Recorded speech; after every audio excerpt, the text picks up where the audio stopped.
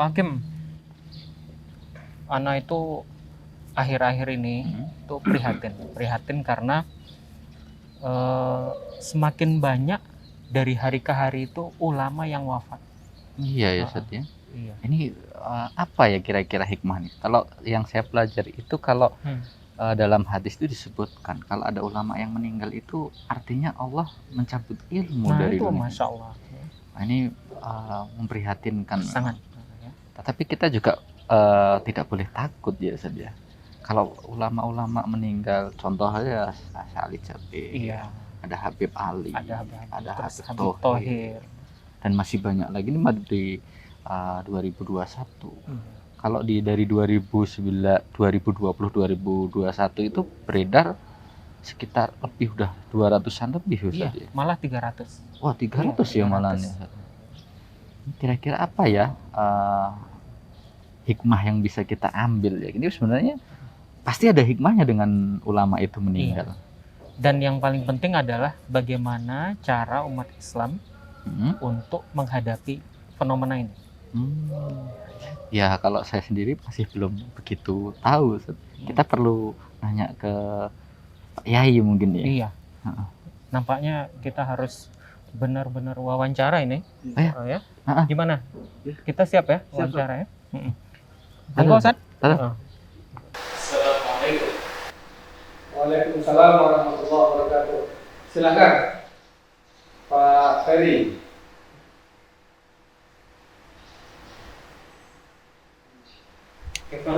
Alhamdulillah. Bagaimana kabarnya Ustaz? Alhamdulillah bi khair Pak Ferry. Alhamdulillah. Antum gimana? Sehat ya? Alhamdulillah sehat. Nampaknya lagi sibuk ini Ustaz. Ya ini Pak Ferry, saya sedang mereview ulang beberapa naskah. Ini kebetulan yang sedang saya review adalah At-Tafsir Al-Kabir, Imam Fakhruddin Ar-Razi. Sama ini dua ini, Tafsir Baidawi. Ini nanti saya review lah. Insya Allah nanti seminggu ini selesai. Alhamdulillah. Ustadz, akhir-akhir ini kita mendengar di berita kemudian di WhatsApp banyaknya ulama-ulama yang dipanggil Allah, Ustadz. Yeah. Dan ulama-ulama yang dipanggil oleh Allah itu yang wafat itu jumlahnya cukup fantastis.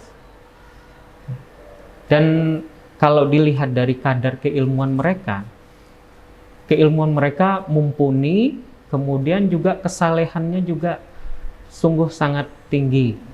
Nah, kalau bagaimana ini sesungguhnya Ustaz, menurut pandangan agama dan menurut antum? Ya, Bismillahirrahmanirrahim. Terima kasih Pak Ferry. Menjawab pertanyaan ini tidak mudah ya. Dan ini pertanyaan yang saya kira menjawabnya butuh penalaran dan perenungan yang mendalam. Begini, pertama menurut saya ini semua bagian dari takdir, harus difahami dalam konteks qada dan qadarnya Allah. Wala yuakhirallahu nafsan idza jaa ajaluha. Allah tidak akan mengakhirkan suatu jiwa, sesuatu nyawa jika sudah datang ajalnya. Kullu nafsin dha'iqatul maut. Setiap orang, setiap jiwa pasti akan menemui kematian. Walikulli ummatin ajal. Setiap umat, setiap kaum, setiap kelompok, setiap orang bahkan sudah ada ajalnya. Idza jaa ajaluhum la yastakhiruna sa'atan wa la yastaqdimun. Dan kalau sudah datang ajalnya, tidak ada yang bisa mengakhirkan atau memajukannya sedikit pun. Jadi saya kira ya dalam konteks itu kita pasrah pada Allah. Serahkan semuanya pada Allah. Ini bagian dari takdir, bagian dari qada qadarnya Allah Subhanahu wa taala. Tapi begini Pak Ferry, dari sisi hikmah mungkin kita bisa melihatnya dari itu ya. Kan tadi pertama takdir, qadha, ya sudah itu yang terjadi biarlah terjadi. Tapi dari sisi hikmah mungkin kita perlu melihat dan merenungkannya. Ada sebuah peristiwa dulu pada masa sahabat, yaitu pada saat wafatnya Sayyidina Zaid bin Sabit radhiyallahu anhu. Kita tahu siapa Zaid bin Sabit. Beliau adalah seorang penulis wahyu, sahabat Rasul, dan sumber ilmu pada masa Rasul SAW. Begitu Zaid bin Sabit radhiyallahu anhu wardah wafat, Sayyidina Ibnu Abbas radhiyallahu anhu, Ibnu Abbas itu juga salah seorang sahabat Rasul, paman Rasul, dan termasuk perawir hadis yang sangat masyhur. Apa kata Ibnu Abbas? Beliau berkata, "Man sarrahu an yanzura kaifa yadhhabul ilmu fahakadha dhihabu." Itu di depan jenazahnya Zaid bin Sabit, di depan orang banyak. Kata Ibnu Abbas, barang siapa yang ingin melihat hilangnya ilmu, ya seperti inilah cara Allah menghilangkan ilmu. Jadi wafatnya ulama, wafatnya seorang alim itu berarti hilangnya ilmu dari muka bumi ini. Nah ternyata Ibnu Abbas radhiyallahu anhu ini mengaitkan dengan ayat Al-Quran dalam surat Ar-Ra'd ayat 41. A'udzubillahi minasyaitonirrajim. Bismillahirrahmanirrahim. Awalam yarau anna na'til arda nankusuha min atrafiha. Tidakkah kalian melihat, memperhatikan, kata Allah, ketika kami mendatangi suatu kaum, suatu negeri, suatu daerah, dan kami sisir ya, dari ujung-ujungnya.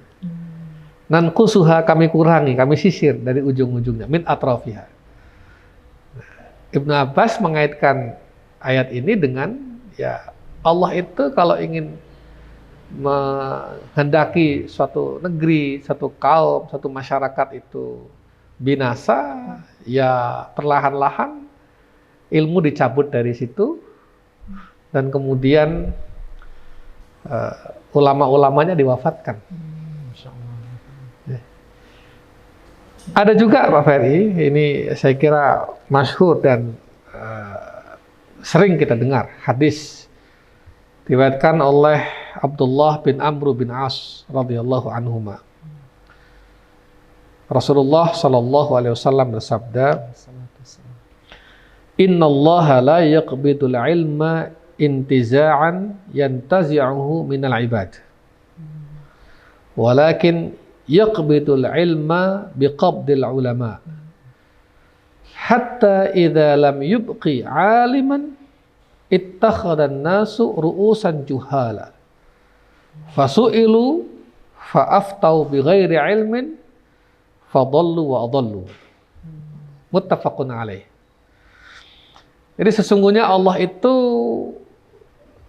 jika ingin mencabut ilmu, itu tidak dengan cara mencabutnya langsung.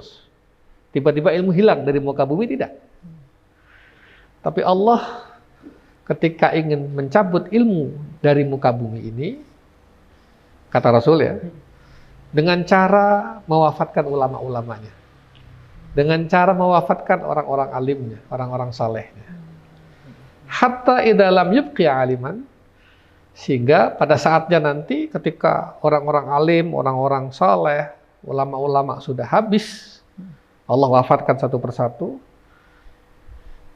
dan tidak ada lagi orang alim di situ, maka yang terjadi adalah apa? Terpaksa orang-orang akan menjadikan orang-orang bodoh sebagai panutan. Terpaksa akan menjadikan orang-orang bodoh sebagai pemimpin. Ya karena udah nggak ada lagi orang-orang alim, udah nggak ada lagi orang-orang ulama, orang-orang saleh. Nah kalau sampai orang-orang bodoh menjadi pemimpin, karena udah nggak ada orang-orang alim, mereka jadi panutan, mereka jadi tempat bertanya, fasu'ilu. Kan akhirnya orang terpaksa akan bertanya pada mereka. Nggak ada lagi orang yang bisa dijadikan panutan karena keilmuan dan kesalehannya. Betul. Nah, orang-orang bodoh itu kalau ditanya, apa yang mereka mau jawab? Fa'aftau bi ghairi ilmin. Maka mereka akan memfatwakan sesuatu, mereka akan menjawab pertanyaan masyarakat dengan tanpa dasar ilmu. Masya Allah. Kalau itu sudah terjadi, fadallu wa adallu. Itu sesat dan menyesatkan. Iya toh? Sesat karena mereka memberi fatwa tanpa dasar ilmu, karena bukan orang alim, bukan ulama, orang-orang bodoh, orang-orang yang nggak punya kompetensi. Wa adallu, dan menyesatkan orang yang bertanya. Orang yang bertanya, masyarakat butuh jawaban yang benar, butuh jawaban yang berdasarkan pada ilmu, tapi karena yang jawab tidak punya kompetensi ilmu, akhirnya fa'aftau bi ghairi. Jadi wafatnya para ulama itu musibah. Dan ini adalah awal dari dicabutnya ilmu dari muka bumi ini. Masya Allah. Subhanallah, ini harus menjadi renungan bagi kita semua. Iya. Dan ya Allah, kita ini terus prihatin dan berharap pada Allah agar Allah selalu melindungi kita semua. Melindungi umat Islam, melindungi bangsa Indonesia, melindungi ulama-ulama kita, orang-orang soleh di antara kita. Berikutnya lagi, ulama itu kan aset yang mahal, bahkan sangat mahal, sangat mahal. Kalau ada ulama yang tingkat kealimannya sangat tinggi, kesalehannya sangat tinggi, ketika mereka wafat, bisa jadi butuh waktu puluhan tahun. Dan belum tentu bisa untuk menghadirkan ulama sekapasitas yang wafat tadi. Kan ulama itu prosesnya panjang loh. Iya. Belajarnya lama, panjang. Mungkin ratusan bahkan ribuan kitab yang dibaca. Lalu kemudian masalah-masalah yang dihadapi, pengalaman-pengalaman dan lain sebagainya juga itu bagian dari mematangkan proses itu. Sehingga kalau ini wafat, belum tentu 10-20 tahun bisa membuat seperti itu lagi. Jadi memang betul Rasulullah tadi, kalau ulama wafat itu artinya Allah pelan-pelan ingin mencabut ilmu dari umat ini. Naudzubillah, mudah-mudahan Allah selalu melindungi kita semuanya. Ya, kita dalam keadaan sehat walafiat dan Amin. ya Allah jaga ulama-ulama kita. Iya. Masya Allah. Jadi dari keterangan antum tadi Ustaz, jadi membuat kita sungguh prihatin dengan adanya wafatnya ulama-ulama ini ya. Nah, sekarang pertanyaannya adalah bagaimana umat menyikapi keadaan ini Ustaz? Ya, jawabannya adalah kaderisasi. Kaderisasi. Umat harus lebih serius melakukan kaderisasi ulama, kaderisasi pemikir, kaderisasi orang-orang alim. Itu harus dilakukan dengan cara yang sungguh-sungguh dan serius. Nggak bisa tidak. Iya. Ya kan, kalau banyak ulama wafat, kemudian kaderisasinya nggak berlangsung, mandek, kan habis nanti. Kalau habis, ya tadi terpaksa orang-orang bodoh dijadikan panutan, dijadikan pemimpin, dijadikan tempat bertanya. Dan kalau orang bodoh itu memberi jawaban, memberi fatwa bi ghairi ilmin, tanpa dasar ilmu. Dan kalau itu terjadi, apa? Dallu wa adallu, sesat dan menyesatkan. Nah, kaderisasi itu penting. Oleh karena itu kan An-Nisa ayat 9 tadi, ya. Wal yakhshal ladzina law taraku min khalfihim dzurriyyatan di'afa khafu 'alaihim falyattaqullaha wal yaqulu qawlan sadida. Ini ayat tujukan pada kita. Hendaklah setiap dari kita khawatir, cemas, takut kalau nanti meninggalkan generasi yang lemah, yang kita sendiri khawatirkan akan kesejahteraan hidupnya, Itu kan artinya kita disuruh menyiapkan SDM yang baik, generasi yang baik, yang unggul, gitu. Nah, supaya kita nggak khawatir. Gitu. Betul. Yang kedua, ayat lagi, wa makanal mu'minun liyanfiru kafah, falaula nafara min kulli firqatin minhum ta'ifatun liyatafaqahu fid-din wa liyunziru qaumahum idza raja'u ilaihim la'allahum yahdharun. Ini At-Taubah ayat 122. Jadi jangan semua orang pergi perang semua, jangan semua orang ambil di umum semua. Adalah sebagian orang, sebagian kelompok yang memperdalam ilmu agama. Supaya nanti ketika dia selesai memperdalam ilmu agama, kembali ke masyarakat dan dapat memberikan pencerahan kepada masyarakat. Itu kan At-Taubah 122. Apa artinya? Lagi-lagi kaderisasi tadi secara umum, yang kedua kaderisasi ulama secara khusus. Dan itu harus dilakukan secara serius. Nah, pesantren saya kira strategis. Betul. Ya. Pesantren itu kan pabriknya ulama, pabriknya manusia, orang-orang yang soleh dan berilmu. Maka pesantren harus serius menyiapkan generasi ke depan secara sungguh-sungguh agar mereka semua menjadi ulama-ulama, menjadi tokoh-tokoh, menjadi pemimpin umat yang punya kapasitas, keilmuan, kesalehan, akhlakul karimah, supaya tidak sampai terjadi yang dikhawatirkan oleh Rasulullah Shallallahu Alaihi Wasallam. Ya mudah-mudahan Pak Ferry, Allah melindungi kita semuanya, menjaga Amin. kita, melindungi umat kita, dan terutama melindungi dan menjaga ulama-ulama kita, tokoh-tokoh kita. Allah mahfadna, fa innaka khairun hafidha, wa anta arhamur rahimin. Saya kira itu Pak Ferry. Terima kasih. Masya Allah. Terima kasih Ustadz atas jawaban antum. Pemirsa Tazaka TV, demikian wawancara kami dengan Kiai Haji Anang Rizza Masyhadi MA, pimpinan dan pengasuh Pondok Modern Tazaka.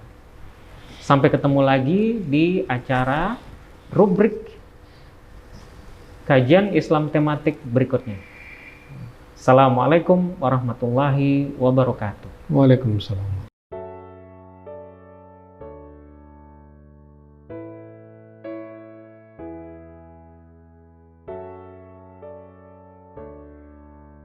Wa asirru qawlakum awijharu bih innahu alimun bidatis sudur ala ya'lamu man khalaq wa huwal latiful khabir. Shadaqallahul azim. Bismillahirrahmanirrahim. Assalamualaikum warahmatullahi wabarakatuh. Perkenalkan, nama saya Farid Jusnil Fatah. Saya santri kelas 4. Alhamdulillah, saya bisa menghafal Al-Quran 3 juz. Dan saya santri beasiswa Kader Umat. Alhamdulillah, dalam program BKU ini saya bisa mendapat pendidikan yang sangat bagus. Dan saya berterima kasih kepada orang tua asuh yang telah mengikuti program BKU ini. Semoga diberi keberkahan rezekinya. Dan doakanlah kami, semoga nanti lulus dari Pondok Modern Tazaka bisa menghafal Al-Quran 30 juz. Amin, amin, ya Rabbal Alamin. Sekian dari saya. Wassalamualaikum warahmatullahi wabarakatuh.